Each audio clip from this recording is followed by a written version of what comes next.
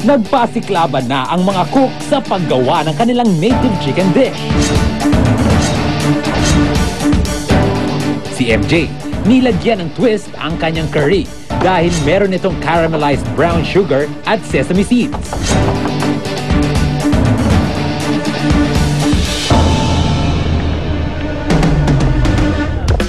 Ang tinola Bicolano naman ni Sunny, hindi lang pang ulam, mabisang lunas din daw ito sa sakit.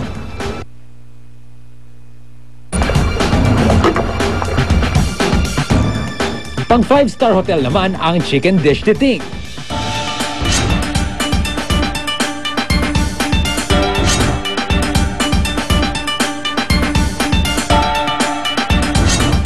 Pininyahang manok ang naisip naman ni Aileen. Dugo ng manok ang kakaibang sangkap sa tinolang Tagalog ni Dory. Ang niluluto naman ni Red, isang original Ilonggo dish, ang chicken binakol.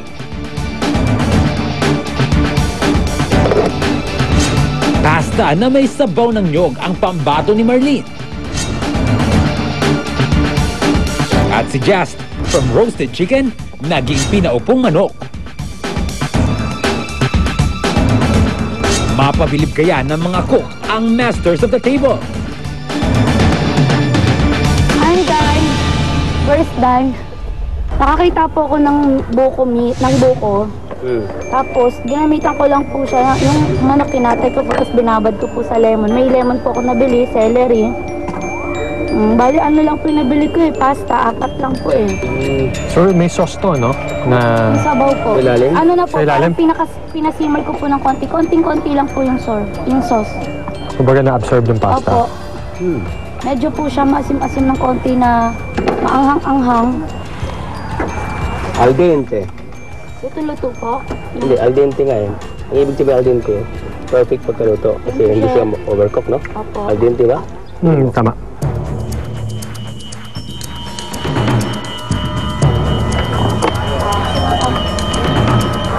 Asin ang ginamit mo dito, no? Asin lang po. Tsaka paminta. Opo. Marinam na. Maraming salamat po. Masiramon baga. Maraming salamat po. Anong ginawa mo? Saute, anong ginawa mo? Isado po. Isado na... Ginisa mo yung manok? Yung sibuyas at bawang po, ginisa ko. Pagkatapos po, inilagay ko na po yung manok para sa kanyang paglabas ng unang lasa ng katawan ng manok. Tsaka ko po iginilid yung tanglad. Pagkatapos po ng medyo kumukulo-kulo na po, pinaloob ko na po ang tanglad para lumabas po ang pinakalasa po nila pare-pareho. Walang luya? Wala pong luya. Wala naman silang komentos na bad taste doon sa lasa ko. Puro ang sabi nila masarap.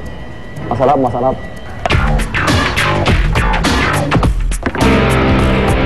Talagang hindi siya ganun ka-sauce, no? Ang chicken curry mo? Yung tamang-tamang sabaw lang po kasi nilagyan ko po siya ng bado. Potato po. Ano yung kino-contribute nung asukal na nilagay mo? Bakit mo siya nilagyan nun? Para may konting crisp lang po. Sa tingin ko, masarap din naman siya kasi kakaiba yung chicken curry ko kasi yung usual na chicken curry, manghang lang yun or plain ginger lang. So wala siyang tamis talaga.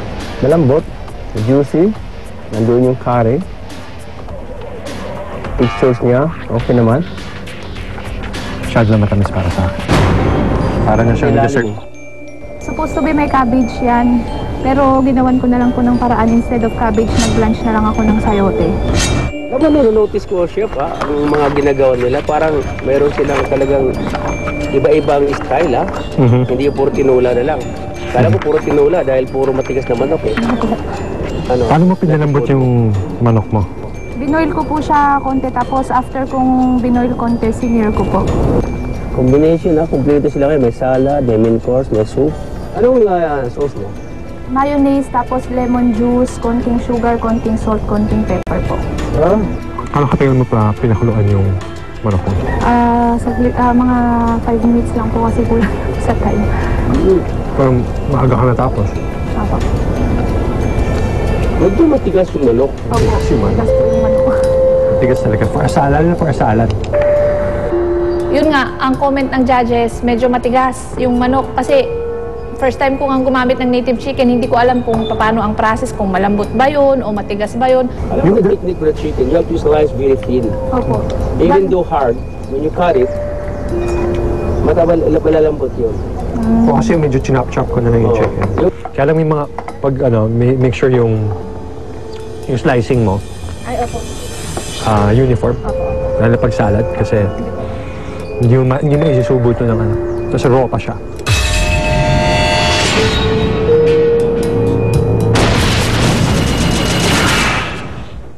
Buong pagmamalaking Time is not enough. So, ang ginawa ko na lang po, parang roasted chicken pa rin po siya. But then, inano ko na po siya agad doon sa caramelize ko po na sauce, pineapple, and orange sauce natin. Pero ang ginamit ko na yung breast, nagpili ako ng breast. And kinat ko siya crosswise. Kasi native po talagang matigas po yung chicken. Medyo tough. Tsaka dry. Actually, pag native talaga, hindi advisable masyado pag ino-oven. Oo. Matigas talaga. Pwedeng pot roast chicken.